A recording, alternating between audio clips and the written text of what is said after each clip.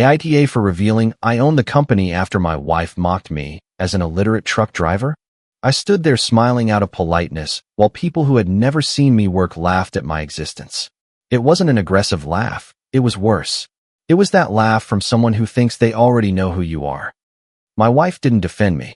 On the contrary, in that moment I understood that I was no longer her husband. I was an obstacle.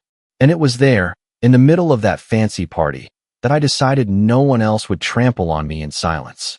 I still remember the first time I saw Jessica 24 years ago in the stockroom of a diner where she worked as a waitress and I delivered frozen goods from my truck. Her hair was tied back in a ponytail, her apron was stained, and her face was flushed from running around to serve refills and dodging rude customers. But when she smiled at me, it was as if the world slowed down. Back then, she didn't care that I drove a rusty rig. I was just her Dan, the man who brought her cherry pie on late-night runs and waited after closing to take her home. We built our life slowly, paycheck by paycheck. When we got married at the county courthouse, all we could afford for a honeymoon was a night at a roadside motel with vending machine champagne. But we laughed. We had dreams. We were in love. Somewhere along the way, that woman disappeared. It didn't happen all at once. It was gradual, like a leak in the floor you don't notice until the wood gives way beneath your feet. First, she stopped waiting up for me when I got back from the road. Then she stopped asking about my day, and finally, she stopped introducing me as her husband. Instead, I became the guy who drives trucks, said with an apologetic tone, as if I were a burden she politely tolerated. When she got the new corporate job, marketing director for a rising tech logistics company, everything changed. She started wearing heels higher than the woman I married could ever walk in. She wore lipstick that screamed power instead of warmth and used words like synergy and brand positioning that made our dinner conversations feel like sales meetings. I was still proud of her, you know? God knows I never held her back. I paid the bills, raised our kids when she had conferences, and made dinner when she was late. But now it seemed she didn't want a partner. She wanted a voiceless trophy. 2 weeks ago, she came home beaming. "I got the promotion," she exclaimed, dropping her designer bag on the kitchen counter as if it didn't cost more than my entire toolkit. "That's amazing," I said, smiling. "I knew you would achieve it." "We're going to throw a party," she said, "at Stonecrest Country Club." My smile faltered. Stonecrest was the fanciest place in 3 counties, where politicians held fundraisers and billionaires toasted their 4th wives. I had never been inside. I chuckled quietly, trying to keep it light. "Should I wear my Sunday boots?" She interrupted me. "Just don't wear that brown suit or your trucker cap, please, Dan. It's an important night." That hurt more than I wanted to admit, but I agreed. "Sure, I'll clean up nice." "Great," she said, already on her phone. "And try not to talk too much about your background or diesel prices or things like that. This crowd is different." That night, I sat alone in our room looking at my hands. The same hands that rebuilt our porch, rocked our babies to sleep, and held on through every tough year. I wasn't ashamed of them. Until now. The party was scheduled for Saturday night. She left early to help with preparations and didn't ask if I wanted to go with her. Our son, Tyler, and our daughter, Emily, were already there when I arrived, both looking uncomfortable, with tight collars and shoes too hard for the dance floor. Upon entering, I noticed how people looked at me. Not with hostility. That would have been easier. They looked at me as if I were invisible, as if I were part of the decoration. Except I wasn't invisible to her new boss. He was already on his 2nd glass of champagne when I saw him laughing near the grand piano, with slicked back hair, a watch worth more than my truck, and the limp way he shook my hand as if touching a dirty rag. You must be Jessica's husband," he said, searching for the word as if it were stuck under his shoe. "The trucker, right?" I nodded. "That's me. Hardworking folks, good guys, simple people," he said, already turning away. "Takes all kinds." Only later, after the 5th toast, did I realize I wasn't just being tolerated. I was being ridiculed. And what happened next? That was when everything changed. The ballroom light glittered on champagne glasses and polished silverware, but I felt like a rusty wrench forgotten on a grand piano. I stood near the exit, where no one would notice if I slipped out early. Not that anyone cared about my presence. A violinist played softly in the corner. Waiters with white gloves served scallops on porcelain spoons. Every guest looked like they had stepped off a lifestyle magazine cover. Polished, rehearsed, performative. I only recognized my kids, and barely, in their rented suits and forced smiles. Then the host tapped the microphone. Ladies and gentlemen, thank you for joining us to celebrate Jessica's well-deserved promotion. Polite applause filled the room. The spotlights turned to her. Jessica, in a sparkling dress, shining as if born to be admired. Her boss stepped forward, microphone in hand, and with a voice bathed in charm and condescension, began. I have had the pleasure of working with brilliant minds in this industry, but few match Jessica's tenacity. She climbed the ranks without a silver spoon in her mouth, without connections, just with grit and determination. I felt a flash of pride until he looked in my direction. She comes from humble beginnings. Her husband is what was it? He asked, laughing to the audience. A long-haul trucker. Laughter. Shallow laughter. Complicit. They weren't cruel. They were casual. The kind that assumes everyone agrees. She succeeded, even without real support at home, he continued. It's amazing what can be achieved with the right mindset, even when your partner is limited in scope.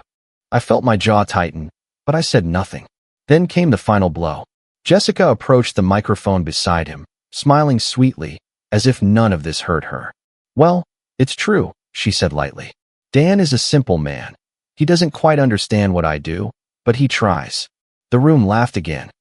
He holds me back in some ways, she added with a voice tinged with fake affection. But I learned to grow anyway. Tyler and Emily looked like they wanted to sink into the floor.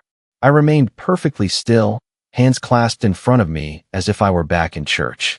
My heart beat fast, but not from shame, from grief. The woman I once knew, the one who held my hand in a hospital hallway and whispered, "We'll get through this," after a particularly hard year. That woman had disappeared, replaced by someone who saw me not as her partner, but as her anchor. And now I wasn't just an anchor, I was disposable. I wasn't angry, not yet. I was processing. A few minutes later, Jessica's boss approached again, glass in hand. Don't take it personally, he said with a mocking smile. Some people just outgrow their past. Doesn't mean you weren't useful at the time. I understand, I replied quietly. He took a sip. You played your part. The supporting role is noble, you know? I looked at him calmly, in silence, and then asked, do you know who owns this company? He blinked, bewildered by the question. Of course, it's a group of silent shareholders and the parent company, the holding firm that acquired this firm last quarter. He looked at me, confused. LMC Holdings, he said, acronym for Legacy Management and Capital. My name isn't Dan Fields. That's just what they call me on the road. I leaned forward without raising my voice, just firmly. My legal name is Daniel Carter, founder and majority shareholder of LMC. I bought this company 7 months ago. He froze completely. Across the room, Jessica was laughing until she saw her boss's face crumble, and then she saw me. For the first time in years. She looked scared, and I wasn't done yet. The room went silent. The moment hung in the air like suspended broken glass. Jessica's boss took a half step back, the color draining from his face. You're that Daniel Carter? I didn't answer, just took a sip of water and looked past him, toward the podium where Jessica still stood, champagne glass in hand, her smile slowly withering. She blinked, confused, then worried, then furious. I could see the calculator in her eyes trying to piece together what I had just done. I didn't mean, her boss started. I know exactly what you meant, I replied coldly. You were trying to impress an audience that already assumed they knew who matters and who doesn't. He looked like he wanted to disappear. Across the room, people had noticed. The murmurs started subtle at first, then spread like ink spilled on canvas. I took a step forward, unhurried, deliberate. Every step was calculated, not loud, but loaded with meaning. When I reached the podium, Jessica tensed. Her hand still held the microphone, but her grip failed as I gently took it from her fingers. May I? I asked. She didn't answer. I turned to the crowd. Thank you all for coming tonight. I didn't intend to speak, but I guess I ended up becoming part of the story. Some guests laughed uncomfortably. Most just listened, feeling the shift in the atmosphere. My name is Daniel Carter, I said. Many of you know me as Dan, the trucker. And yes, I was a long-haul driver for years. I hauled steel through snowstorms. I supplied cities no one remembers. I missed birthdays and anniversaries to keep the lights on and the country moving. I paused. But I also used those quiet hours behind the wheel to build something. On every route, in every contract, I invested. I studied markets and fuel taxes. I made calls during loading stops and eventually built LMC Holdings, a logistics investment firm that today is worth over $300 million. The room went still. Not even a fork scraped a plate. And recently, I acquired the holding firm that controls this company. I added, nodding toward Jessica's boss. Not for revenge, but for legacy, for the silent workers who are left out of the speeches. My voice trembled just a bit. My wife Jessica was once the strongest woman I knew. She stood by my side during years harder than anyone in this room will ever understand. But somewhere along the way, success turned into shame and love into leverage. I looked at her now, truly looked at her. Her eyes were red, not from tears, but from rage, from the loss of control. And I want to make something clear, I declared. I didn't come here tonight to embarrass anyone, but I will not allow anyone to erase the value of their origins. I am not the man holding her back. I am the man who built the road she walked on. Absolute, unbroken silence. And then, finally, the CEO of another division stood up and clapped once, then again. Others followed, one by one. Slowly, deliberately, they stood up. Jessica didn't stand. She just looked at me as if seeing a ghost. The applause grew, but I didn't bathe in it. I handed the microphone back to the host, nodded politely, and walked off the stage. Behind me, the air changed, and the woman who once laughed at my calloused hands now could not speak. The applause eventually dissipated, but the silence that followed was even louder. I didn't stick around. While murmurs of shock spread through the hall, I grabbed my coat from the chair and walked out the same doors I had entered. Silent, humble, alone. Behind me, Jessica didn't call my name, didn't run after me like in some movie. No glass slippers or sudden apologies. She just stood there, surrounded by the people she had tried so hard to impress, now whispering uncomfortably about the man she tried to erase. I stepped into the fresh night air. It had rained earlier. The asphalt still glistened as if the world had been washed clean. I took a deep breath, and for the first time in years, I felt peace. I didn't go home that night, not to that house. I had already prepared another place, quiet, modest, mine. Jessica tried to call once, then sent a text. You blindsided me in front of everyone. No apology, just damage control. I didn't reply. She sent another. We need to talk. For Tyler and Emily's sake. But I was done talking. The divorce was discreet, legal, and finalized in 3 months. She fought for a settlement, of course, but I had the records. The prenuptial agreement she once laughed at came into play. She left with her career, her wounded pride, and a new understanding that reputations cannot be built on the backs of others. And I didn't glorify myself, didn't seek headlines or drama. I simply went back to the work I loved, quietly funding scholarships for working-class kids, visiting the schools that shaped me, and expanding the logistics empire no one saw rise. And sometimes, on cold nights, I would park near truck stops, just to sit and watch the rigs arrive. The silent army that keeps the country running. I smiled every time. People still ask me why I stood up that night, why I didn't stay quiet and keep the peace.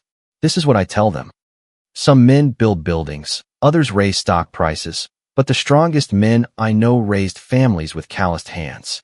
They made something out of nothing and never apologized for their background. And when someone laughs at that, you don't scream, you don't beg. You stand firm, you tell the truth, and you leave with your dignity intact. Because sometimes the most powerful response is the silence that follows after you've spoken the truth. It's been almost 2 years since that night. People still whisper about the man who stood up in the ballroom, calmly dismantled a lie, and left without raising his voice. I didn't give interviews, didn't post anything online. I didn't need to, because real power doesn't scream, it simply remains. Jessica ended up going to another company. I heard through mutual contacts that she tried to frame the incident as a misunderstanding. Some believed it, others didn't.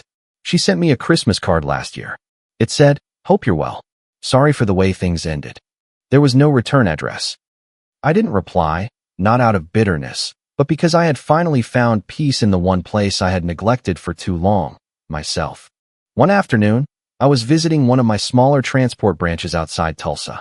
A young man, little more than 20, fresh out of technical school, asked if I could give him any advice. I asked his name. He said, "My dad is a trucker too. I always admired him." I smiled and replied, "Tell your dad that men like us don't just move freight. We move mountains." And to him, "Never apologize for your background. The world may not understand your roots, but it will respect your rise." That night, I sat alone in my cabin by the lake, the same one I was building before the company made its first million. A simple meal, a fire in the fireplace, a photograph of my late dad on the mantle, calloused hands, proud eyes, truck keys in his shirt pocket. And I whispered, "They laughed at the truck, Dad, but they didn't see the miles we covered or the weight we carried." Then I raised a glass and toasted softly to the silent dignity of every man who was ever underestimated and never needed to explain himself. Comment: It is easy to feel small when the world measures success only by titles or status. True worth, however, is not found in what you wear, but in the quiet integrity of your actions. Never let anyone shame you for the honest work you do to build a life for yourself and your family. Real strength often looks like setting a firm boundary instead of raising your voice in anger. There is immense power in staying calm when others expect you to break. Walking away from those who do not respect you is not weakness, but a necessary step toward your own peace. Remember that the most successful people are often the ones who remain humble and kind despite their achievements. Build your legacy quietly, and let your results speak for you in the end. Trust that your dignity will always shine brighter than any temporary applause. I hope you find the courage today to stand tall in your own truth. If you liked it, don't forget to leave a comment and support the channel by subscribing. See you in the upcoming stories.